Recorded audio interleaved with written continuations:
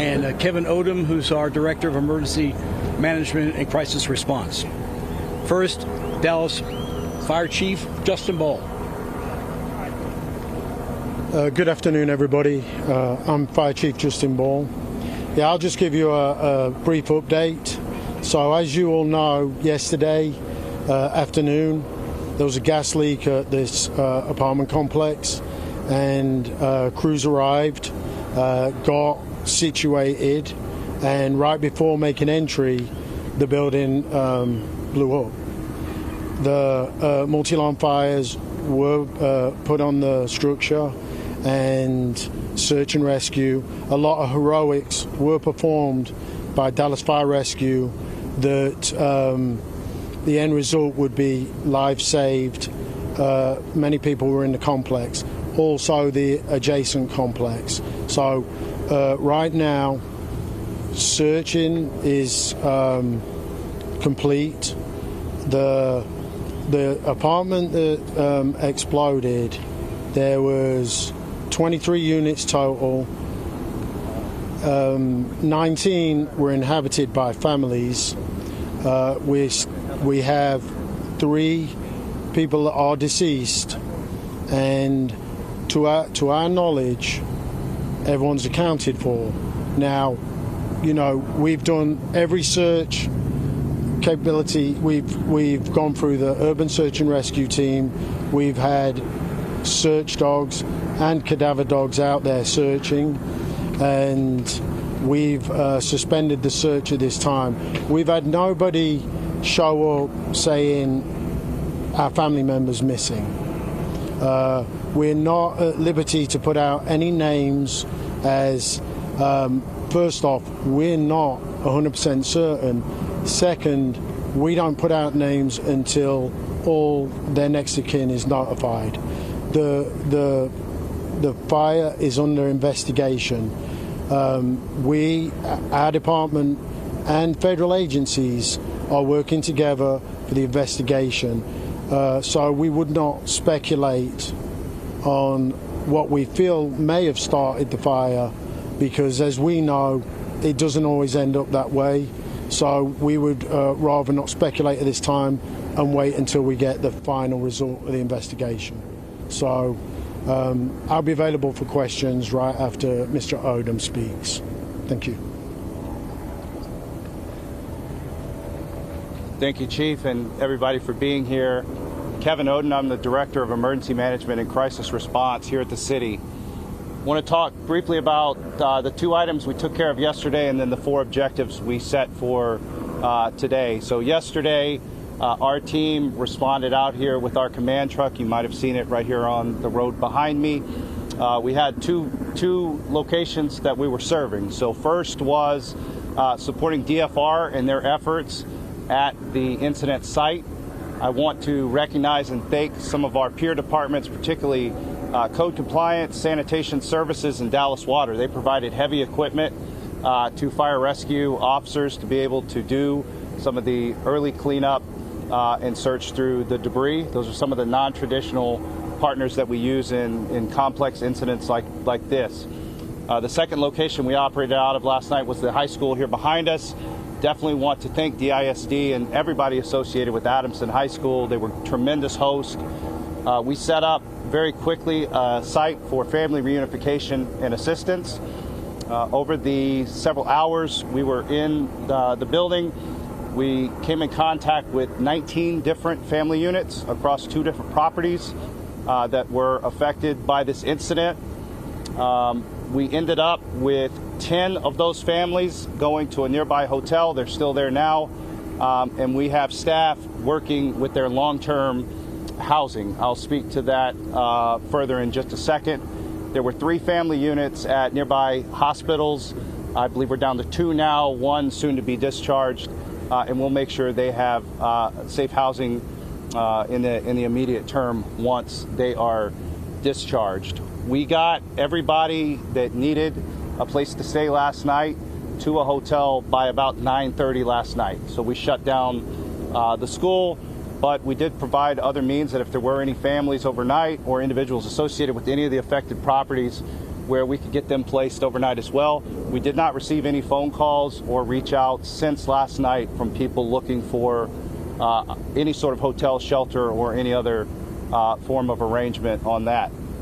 This morning we started with 4 objectives. So first was to support the investigation and the access to the property. You'll see our code compliance department has assisted with some fencing and security for the property as NTSB, Atmos, and the ATF are on site doing their investigation. Our second was to provide accurate and timely information as it's available. We're doing that here today at this press conference, and we provided a pretty detailed update earlier to our city council. Third, and the biggest focus my team has today, is on the housing. So we want to quickly get folks placed into permanent, stable housing, preferably by this weekend. Our partners at the housing department have been tremendous today. They've identified an ample number of units where all of the persons that are in the hotel can be made available. We're working through that process right now, and to not do that in a way that adds any financial burden. We want to support these families as best we can. We know there's a lot of goods and items that need to be replaced. We've been working with our nonprofit community to have home kits ready. So we've been pretty successful on that front.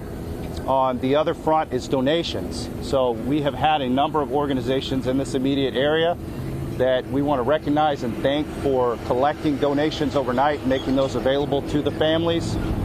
Right now, all of the immediate needs are met. If you go to some of the locations that have been collecting donations, you'll see that they got links to their websites where if you want to donate in time, in volunteer, or financially, you can do that. But right now, in terms of material goods, we're good. If that changes, we'll certainly make that information available to the public. And then fourth is just to continue to support DFR, other city departments with anything interagency. There haven't been any hotspot items today that have come up. It's remained pretty stable, but we've used that stability to be able to make lots of progress with how we're serving those affected by this incident. And I'll also be available for any questions at the end of this. City Manager? And now we're going to have time for a few questions. And I want to preface it by saying the National Transportation Safety Board is taking the lead on this investigation. City departments are assisting them in the investigation, but they're handling the investigation. Can someone talk about what's happening on one of the side roads? There's some digging going on today. I'm going to bring up Gus Concarley, who's the Director of Transportation. Are you talking about next to the site in the vicinity? There's some machinery over there. On the okay, Gus Concarley, Director of the Department of Transportation and Public Works. There was some water main break that needed to be repaired in the vicinity of that area, and we've got some activities in that area.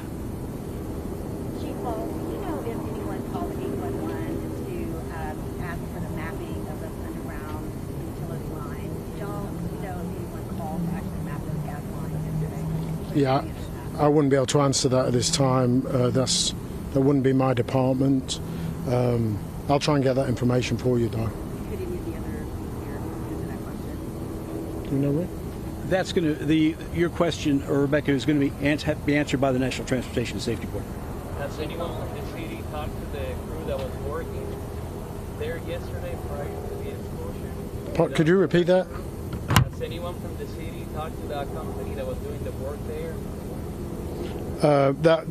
So all of that would be part of the investigation that I would not be at liberty to talk about at the moment. Chief, earlier you said that firefighters responded 15 minutes before the explosion. Does that remain the timeline? Does that change? No, that's accurate. They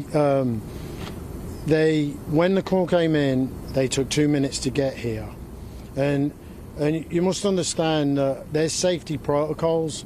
They have an officer on that fire engine, and their responsibility is the other 3 members of their crew. And it would be a derelict of duty for them to not take all safety precautions before entering that building. So they have to, first they get here and try and ascertain where the gas leak's coming from.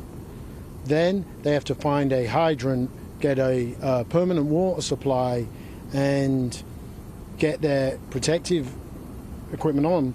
Once they find all that out, then they were about to go to the building and start evacuating. They called put a one-alarm fire on it for other firefighters to come help with the evacuation.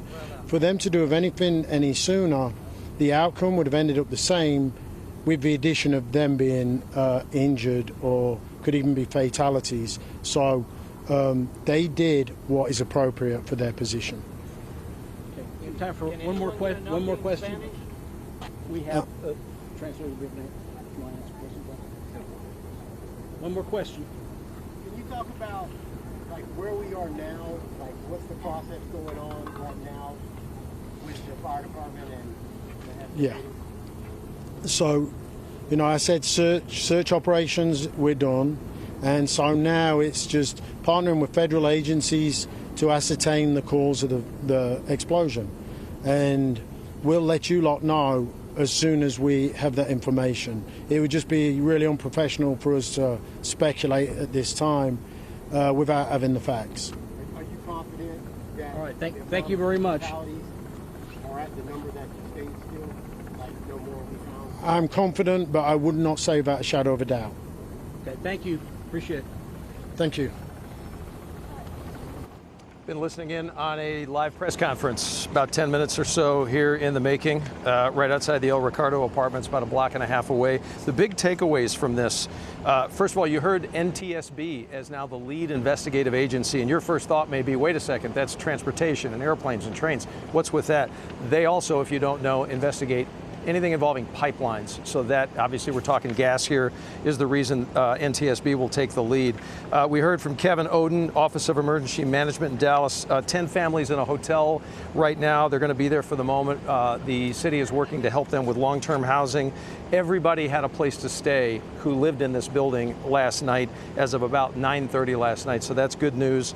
And we were told all immediate needs for them are being met. And Karen, last thing, before I toss it back to you, DFR Chief Justin Ball answering a lot of questions, confirming, yes, it was a gas leak. He believes heroics were performed by DFR yesterday, the men and women saving lives. Search is complete. They're done. They won't be going through the rubble anymore. 22 units in all, 19 were believed inhabited. And again, 3 deceased. That number has not changed since late yesterday afternoon. And no one is saying at this point that anyone else is missing. And now we simply await confirmation of the names, which, of course, as in any situation like this, the next of kin absolutely must be the first to be notified. So, Karen, a comprehensive update. I think the biggest takeaway is we know a little bit more, but at the same time, as heavy and as hard as 3 lives lost is, thank goodness we are not reporting on more lives being lost today. Absolutely, and still so many questions yet to be answered. This is going to be a long process, I imagine. Doug, thanks so much. We'll check in with you again in a little bit.